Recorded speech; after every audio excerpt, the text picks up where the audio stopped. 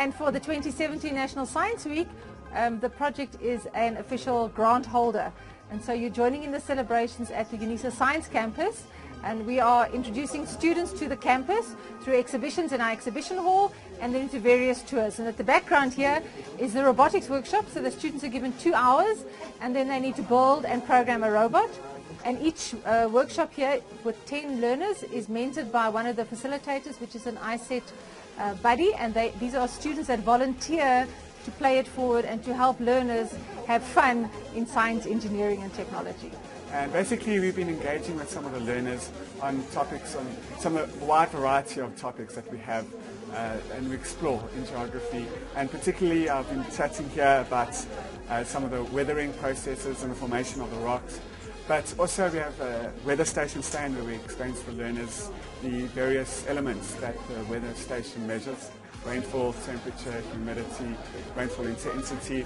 And then we also have the departmental drones, which is a new exciting addition to our department that allows us to investigate the landscape and rural, even urban environments for us to get a better idea of the landscape that we live in and better understand and study the world around us. And this is the project that we have, which is called ISET, Inspired Science, Engineering and Technology. What we're busy with, we are doing robotics. We are combining our pieces of robotics and program them to show the real life case in the industry. What we have here now today, we have a robotics kit that has a conveyor belt. The second one is a motor that delivers the parcels to other stalls here in the room. So what we do, we combine all these pieces and then we program the robots to build a prototype for the industries. Then industries, they look at our prototypes and derive an idea of what they should be doing in the industries where they work. We made this powder, titanium dioxide, and this powder is able to absorb light, and when it absorbs light and it is in water, it is able to then break down organic materials such as your textile dyes, your pharmaceuticals. So what is happening here, we are demonstrating that this powder is actually able to break down, and it's able to break down one of the most problematic textile dyes here that we have used. So our setup basically consists of, would be our polluted water with the dye, and then this is just to give us the light. We have already dispersed the titanium dioxide inside there. So give us 30 minutes to an hour, you'll actually start seeing that the color of the dye has actually cleared, so it becomes clear.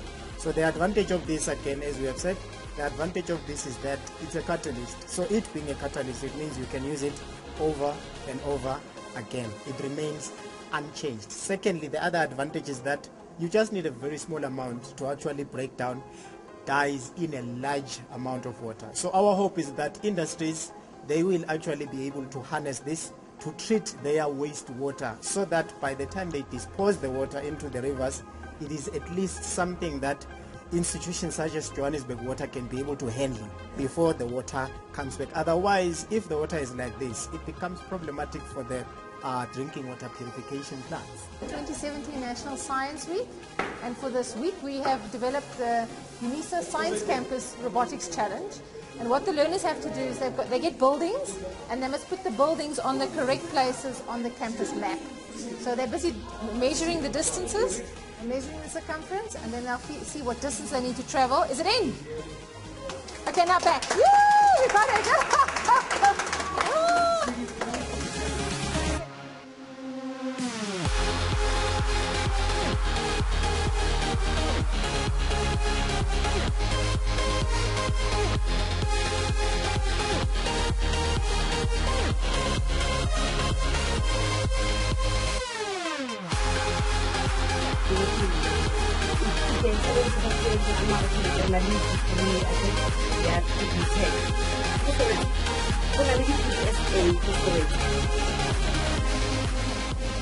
What we're doing today is we're exhibiting our work to high school students. We're showing them how to grow bacteria and how a bacteria looks like under the microscope.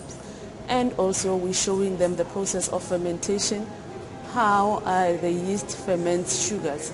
The other thing that we are actually showing them is the DNA extraction, how we extract and purify DNA for different applications. This is our zoology lab. So for Science Week this year, we are exhibiting some skeletons and some specimens that we generally either encounter during zoology practicals or animal health practicals, and then we also look at environmental sciences and specifically the health of water systems. So these are the type of specimens that we've packed out for the students to actually introduce them into the life sciences, animal sciences and environmental sciences subjects.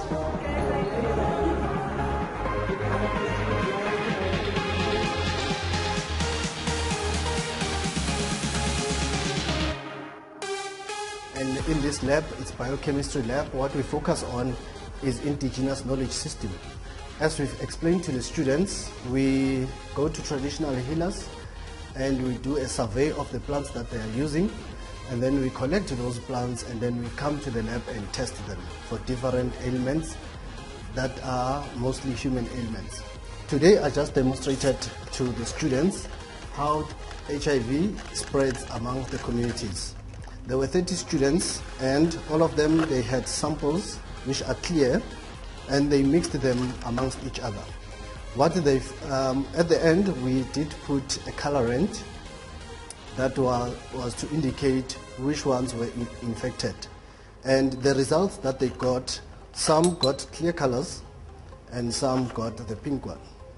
This means that the pink ones were HIV positive and the clear ones are HIV negative. So this was just a demonstration for the high school learners, and we hope they take the message serious. Thank you.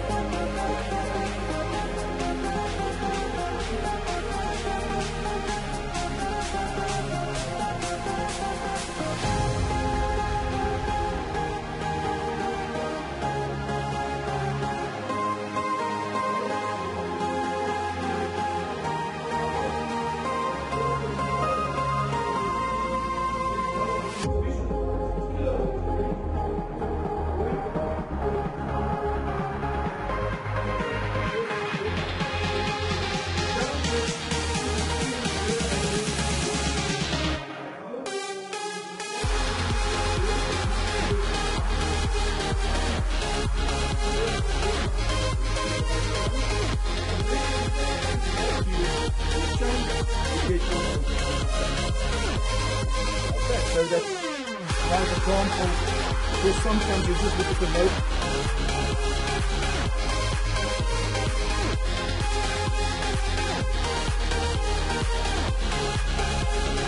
It's a very small note.